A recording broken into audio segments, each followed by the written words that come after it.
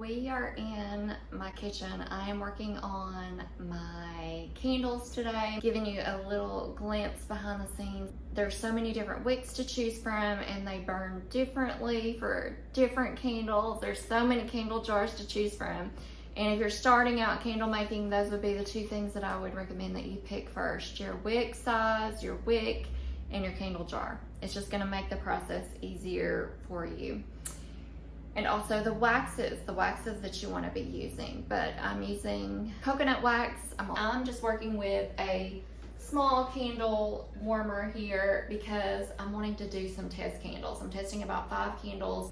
So I'm going to measure out my candle ingredients that I'm using today. Okay, I think I have that set up. Today I am behind the scenes of Skin Soul Rituals candle making journey. So if you've never made candles before, it's not rocket science. It's a lot of math, and you want to make sure you have the right candle vessel. You want to make sure you have the right wick. Those are 2 of the top important ones. Let's get into it. Today I'm using this small candle burner that I got off of Amazon. I do have a larger one, but when I'm testing candles, this is what I'm going to be using, just because I don't want to waste a lot of wax on a lot of my ingredients because they are expensive. Before I start melting my candle wax and putting things together, because it's slow but it goes quickly, so if you're not paying attention, the wax can harden, so you don't want that. Before I do that, I'm going to wick my candle vessels, my candle jars that I've got. I've got these little cute 4-ounce jars. They have these amazing bamboo lids, which I love. So I'm going to wick these first, and I'm trying some different wicks, some different size wicks. I'm also going to try a hemp all natural wick, which I love the idea of, but I've heard that they can burn a little bit hotter.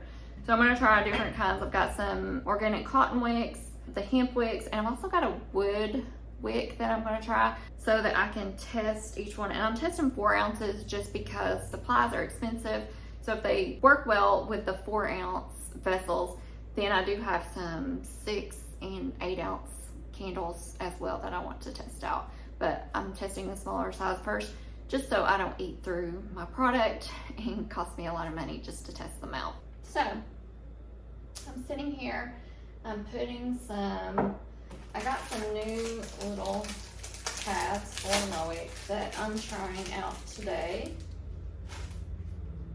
because the other ones just did not work well. And what I've been finding problems with is getting the wax centered completely.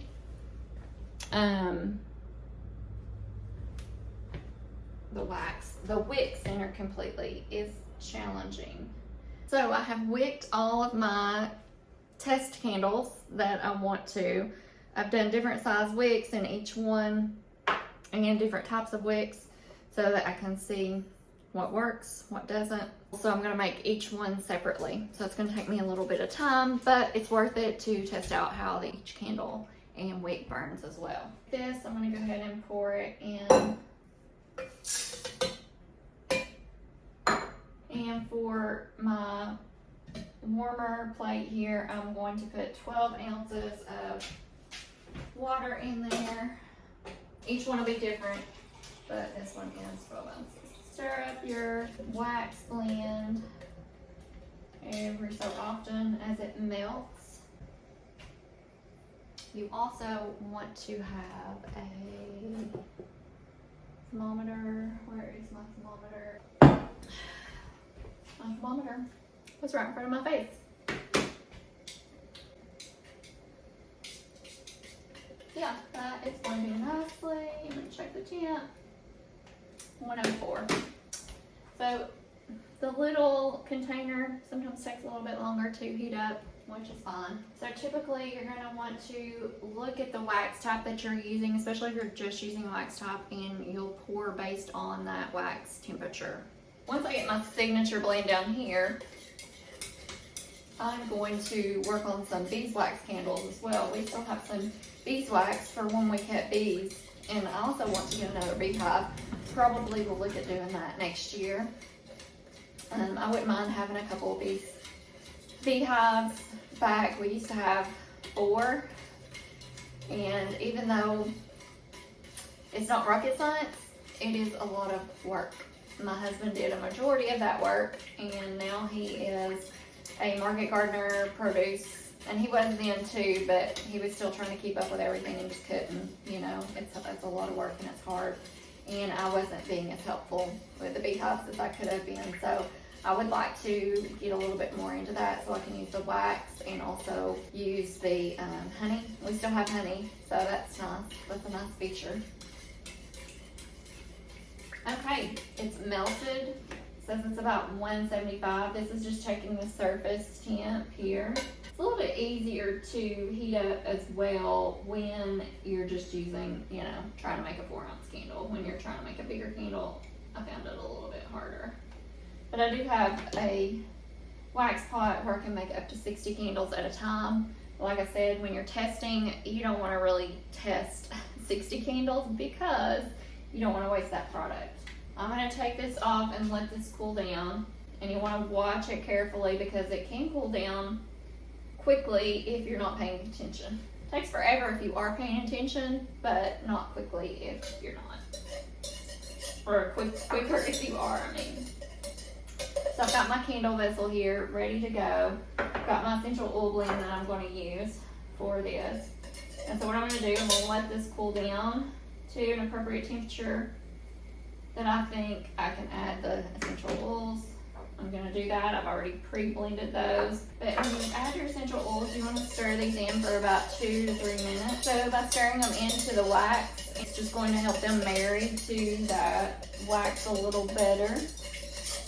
And the problem I've found with this is that if you're putting them in at the wrong time, whether it's too hot or not hot enough, it definitely affects the candle itself. So I'm going to give this 1 more minute, and then I'm going to pour it.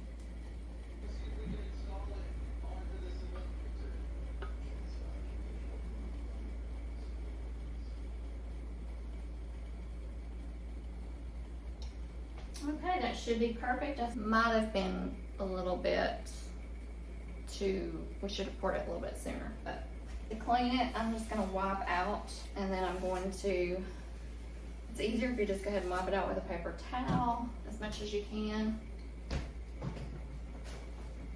And then hot water and soap, of course, after that. So it's very important when you are testing your candles to track, to take notes, to put which wick you're using, which essential oils you're using, or which fragrance oils, what wax you're using.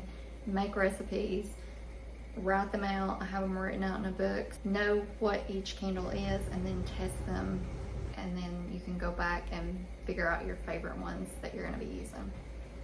Cleaned up for round 2. I've got 5 that I want to test today, so it takes me a little time to get them cleaned up and ready to go for the next one.